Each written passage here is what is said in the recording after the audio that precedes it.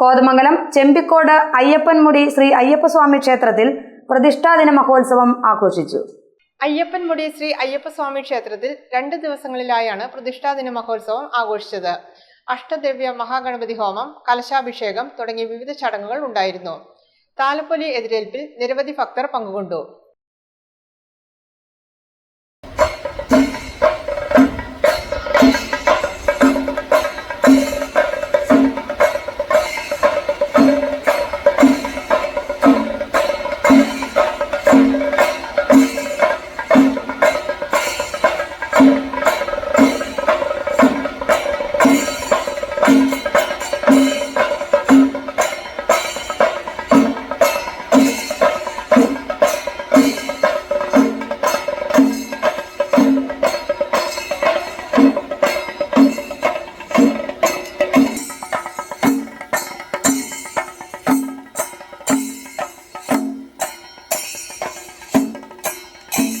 ചടങ്ങുകൾക്ക് തന്ത്രി ഇഞ്ചൂർമന ഗോവിന്ദൻ നമ്പൂതിരി മുഖ്യ കാർമ്മികത്വം വഹിച്ചു.